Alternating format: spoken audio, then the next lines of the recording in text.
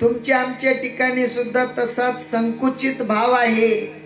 तुम्ही आपण सुद्धा कुठेतरी त्या संकुचित भावाने जीवन जगतो, कुठेतरी बाउंड्री बांधून घेतलेली आहे. पण संत महात्मे म्हणतात बाउंड्री मध्ये राहू नका. मी माझ्या बाउंड्री मध्ये जो राहील तो देवाला ओळखू शकणार नाही. जो मी आणि माझी बाउंड्री क्रॉस करेल तो माझ्याशी येऊन मिळाल्या वाचून राहणार नाही. ज्याप्रमाणे समुद्र आणि मिठाचा संसर्ग झाला, एकदा जर का मीठ संसर्गाने मात्र समुद्रात पोचलं तर काय होतं? ज्ञानोबराय म्हणतात लवण मेळविता जडे, लवण मेळविता जडे, लवण मेळविता जडे, लवण मेळविता जडे.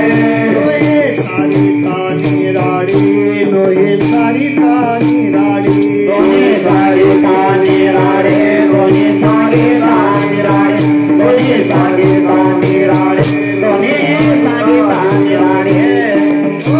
त्याप्रमाणे पाण्यामध्ये मीठ विरघडलं रे विरघडलं ते समुद्र एवढं होतं. लाकडाने विचार केला मला अग्नीशी लग्न लावायचं आहे. एकदा मात्र अग्नीमध्ये लाकूड गेलं की ते मात्र उर्वरित काही शिल्लक राहत नाही.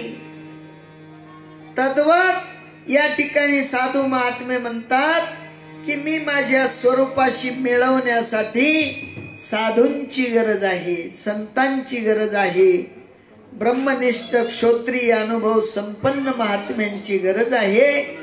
आणि असे महात्मे आपल्या जीवनात आले तर मात्र कुठल्याही प्रकारची कमी राहणार नाही. ती कमी पूर्ण करण्यासाठी संत चरण रज लागता सहज वासनेचे बीज जळवणे जाय, वासनेचे बीज जळवणे जाय, वासनेचे बीज जळवणे जाय, वासनेचे बीज जळवणे जाय.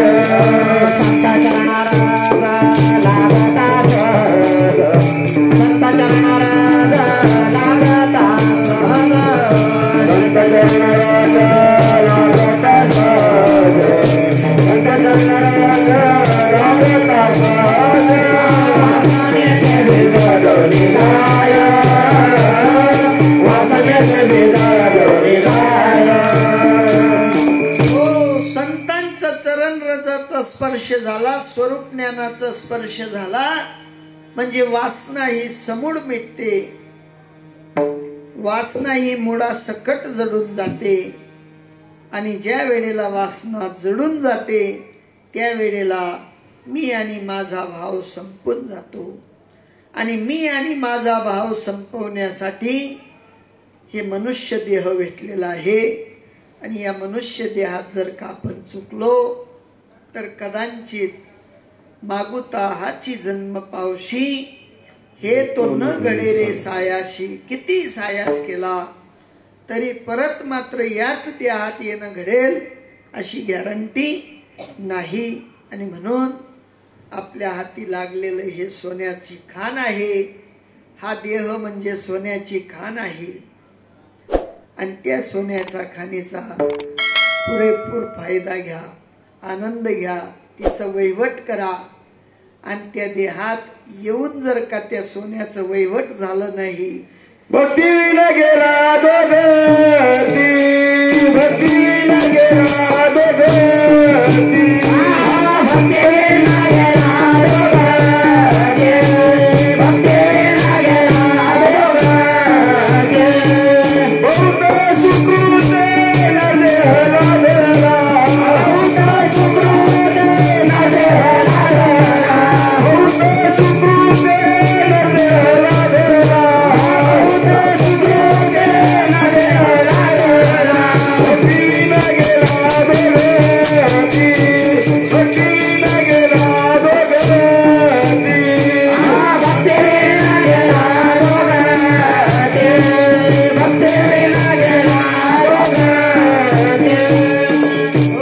साधूंनी मला सावरलं. अधोगतीला जाण्याच्या अगोदर मला त्या आनंदाशी ऐक्य करून दिलं आणि आनंदाशी ज्या वेळेला ऐक्य झालं त्या वेळेला तुकोबराय सांगतात त्या अभंगाचं दुसरं चरण.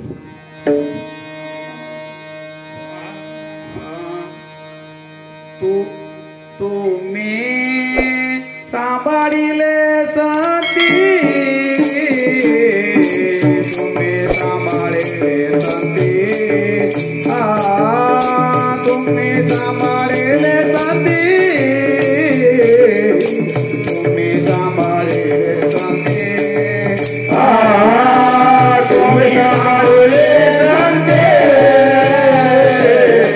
तुम्ही सांभाळिले संती,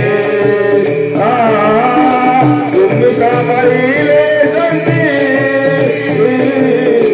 तुम्ही सांभाळिले संती, तुम्ही सांभाळिले संती, तुम्ही सांभाळिले संती, तुम्ही सांभाळिले संती, तुम्ही सांभाळिले संती, तुम्ही सांभाळिले संती, तुम्ही सांभाळिले संती, तुम्ही सांभाळिले संती, तुम्ही सांभाळिले संती, तुम्ही सांभाळिले संती,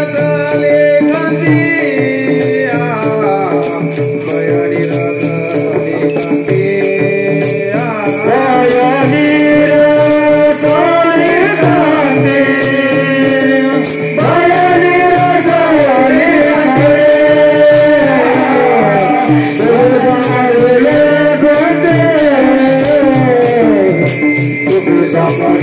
गंती, बयनी रगले गंती, बयनी रगले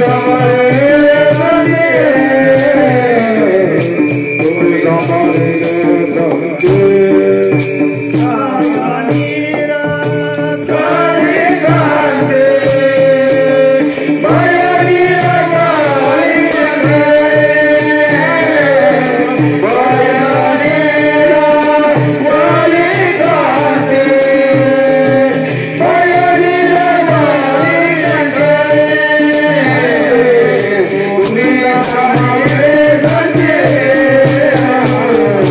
तुम्ही सांभाळिले संती, तुम्ही सांभाळिले संती, तुम्ही सांभाळिले संती, बयनी रगले बारकाईने जर विचार केला तर साधू महात्म्यांचा संसर्ग झाल्यावर तुम्ही सांभाळिले संती, भय निरसली खंती. दोन मित्र होते, एक बरोबर मालदार होता आणि एकदम एक गरीब होता. दोघं सोबत राहायचे आणि दोघं आनंदाने जीवन जगायचे. पण एक रातभर जागे आणि एक रातभर झोपे. जागे कोण? जागे कोण? पैसा. आणि झोपे कोण? तो म्हणे आपला पण चोरी जावा झोपतो काही शेज नाही. पण ज्यांना पण होतो तो रातभर जागे. बहिण आताही का तथाही, आताही का तथाही, झोप काही लागे नाही. मोठा बाबा झोप काही लागे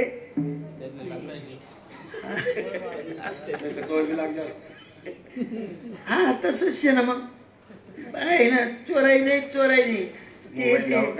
ती रिक्षाने खोय माहीन का मोबाईल चोर जाईन, काय लेणं देणं नाही.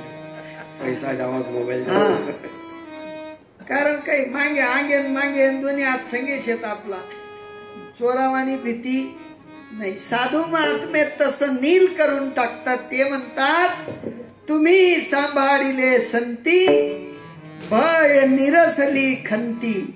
भीती ठेवली नाही आणि खेत खंती ठेवली नाही. आमले मान कडस, अपमान कडस, गोड कडस, कडू कडस, खार कडस, आलनं कडस, बट कडस, पण साधूसले ते काही कळत. ते म्हणतात काय खातो आम्ही कासया संगती, काही लेणं देणं नाही. जे रांचेत ते रांधा, जे खावाडशेत ते खावाळा. कवय गादीवर बसाडा नाही, गोंटावर बसाडा, आमले काही लेणं देणं नाही. म्हणजे साधूंचा भाव म्हणजे मी तू पण जाऊ दे दुरी, एकच घोंगडी पांघरू हरी. भगवंताला तुम्ही किती शिव्या घाला, देव तुमच्यावर नाराज होत नाही. पण तुम्ही शेजारील एकच शिवी घाला, जीवनभर बोलत नाही. ना ते तोंड देखू वाटत नाही साला ना. हो ना. आणि या रातीन देवले कोसतस, देव म्हणस तुमनच तोंड देखान करता वाटला मी. देवले काही लेणं देणं नाही. पण ज्याने लेणं देणं नाही ना, तो देवथून जास्ती ताण मारस. साधू महात्मे म्हणतात तसं करायची गरज नाही. मी तूपणाची बोडवण करा.